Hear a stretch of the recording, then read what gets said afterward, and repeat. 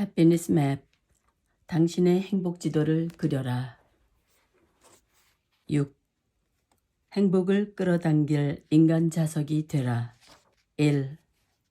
나눔의 행복을 느껴라. 디펙 초프라의 성공을 부르는 7가지 영적 법칙에 베품의 법칙이 있다. 우리가 얻으려는 것을 기꺼이 주려 할 때 우주의 풍요로움이 우리의 삶에서 계속 순환하게 됩니다. 나에게 되돌려 받으려는 의도 없이 나누는 행위는 받는 사람을 행복하게 한다. 학창 시절에 사회적으로 커다란 선한 영향을 끼쳤고 나에게도 신선한 충격을 준 사람이 있었다. 청량리의 노숙자들과 노인분들에게 한 끼 밥을 해결해주는 바퍼의 최일도 목사님의 선한 행동이었다.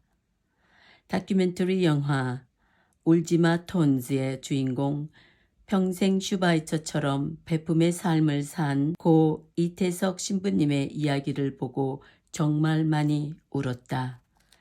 최근 그가 뿌린 씨앗 하나가 한국에서 의사가 되어 본국 남수단으로 돌아가 더 많은 씨를 뿌릴 준비를 하는 것을 미디어를 통해 보았다. 악이 순환하는 것보다 나눔과 베품이 있는 선순환의 영향력이 더 많은 건강한 사회가 존재해서 참으로 다행이다. 아버지께서 위중하셔서 한 달 동안 한국에 방문했다. 아버지는 나이 40이 간 넘어 생긴 급성간염이 만성이 되어 30년을 넘게 잘 유지하셨다. 아무리 잘 관리를 하셨어도 나이가 드시면서 간염은 간경화로 발전하면서 급기야는 요양원에 모셨다. 호주로 돌아오기 전 동생 친구들과 들린 서울의 한 대형 교회에 함께 참석했다. 그때가 부활절 주기였는데 교인들에게 초록색 플라스틱 저금통을 나눠주었다. 다 채워지면 어디다 쓸 건지 가져오라고 하셨다. 호주로 돌아오고 요양원의 힘든 일상은 다시 시작되었다. 가져온 저금통에 돈을 넣고 작은 긴 하얀 포스트잇에 한 줄의 기도를 써서 함께 넣었다. 할머니 할아버지에게 힘을 주세요. 할머니 할아버지들을 보내주세요. 병실이 텅텅 비었어요. 남편과 좋은 사이를 만들어 주세요. 등의 간절한 기도 드림이 이루어지기를 바라면서 저금통을 채웠다. 혹은 이미 다 이루어져서 감사한 마음으로 감사기도 하듯이 다 찬 저금통을 한국으로 보낼 순 없으니 내가 다니는 교회 목사님께 드렸다. 그가 더욱 도움의 손길이 필요한 것을 알 터이니 그런데 다음 주말 목사님이 다른 교회의 성도를 도와드려도 되냐고 하셨고 나는 승낙했다. 원장님을 꼭 찾아뵈어야겠다고 해서 데리고 왔어요. 하며 몇 안 되는 한국 노인분들 중 한 할머니의 며느리가 한 여자를 데리고 왔다. 중년의 한국 여자는 가냘프고 예쁘장했다. 웃는 눈웃음이 더 매력이 있었다. 며느리와는 사촌지간으로 다시 한번 세상이 좁다는 것을 실감했다. A는 저금통의 수혜자였다. 한국에서 남편과 이혼하고 사촌이 있는 호주에 딸 하나 둘러매고 살아보겠다고 왔다. 가지고 있는 기술, 마사지사로 그럭저럭 살고 있는데 얄궂은 인생은 A편이 아니었다. 유방암 말기 판정을 받았다. 문제는 딸아이 유학을 시키며 보호자 비자로 있었지만 딸이 성인이 되면서 엄마는 돌아가야 했지만 가지 못한 불법 체류자였다. 딱히 돌아간다 한들 한국에서도 막막했던 것 같다. 의료보험 혜택이 없어 모든 병원과 치료비, 약값이 어마어마하게 비싼 것이다. 다행히 한 호주 할아버지께서 A와 딸의 인권을 위해 백방으로 영주권을 받게 해주려고 노력을 한다 했다. 그러다가 나의 저금통을 받았다. 돈도 고맙지만 작은 기도문들이 저를 울리고 감동하게 했습니다. 하고 기도문에 얽힌 간절함이 꼭 자기와 닮은 동병상련의 감정이었는지 나를 안아주었다. 원장님은 저에게 선한 롤모델이 되셨어요. 저보다 못한 일을 위해 저금을 하려고 저도 저금통을 샀어요. 그리고 내가 쓴 작은 포스트잇을 스티키 테이프로 붙여서 이제는 긴 기도문으로 간직한다고 했다. 너무 감사했고 행복했다. 이 작은 나눔이 행복을 나눈 것으로도 기분 좋은 일일 터인데 나에게까지 부메랑으로 돌아왔다.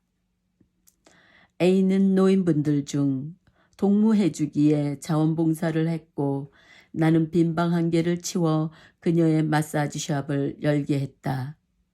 내가 1번 고객으로 누웠고 용돈이 넉넉한 할머니들을 물어다 주면서 친구가 되었다. 그러던 A에게 드디어 좋은 날이 돌아왔다.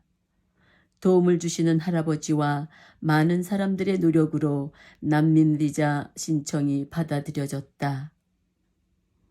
그들은 그 종이 쪽지 한 장이 뭐라고 그렇게 마음 졸이고 살았는지 회의를 느끼면서도 믿어지지 않았는지 방바닥에 대자로 누워 온 우주를 끌어안았다. 하지만 너무 짧았다. A가 비자 획득으로 누렸던 호스피스 병원마저도 일주일을 넘기지 못하고 딸 곁을 떠났다. 저희 이모가 돌아가셨는데 제가 유산을 물려받게 생겼어요. 그러면 원장님께 $10,000를 드리겠습니다. 네? 왜요? 저에게요? 혹시 따님도 치매 환자이신가? 하며 한참을 어리둥절했다. 일주일에 한 번씩 중치매 병동에 계신 할머니의 딸이 찾아와 생뚱맞은 소리를 하셨다. 따님의 어머님은 치매가 심하여 말도 못하시고 기저귀도 차시고 음식도 도움이 필요하셨다. 늘 엄마를 시설에 맡기는 것 때문에 죄책감을 느끼는지 정기적으로 찾아와 엄마의 눈빛과 행동으로 교감을 하시는 효녀다. 최근에는 엄마의 눈빛이 다르다면서 이젠 딸도 못 알아보시고 맞이하고 싶지 않은 날이 가까워짐을 직감하셨다. 몇 년을 한결같은 방문으로 우리는 각별한 사이가 되었긴 했지만 유산을 나눌 사이는 아닌데 긴가민가 했다.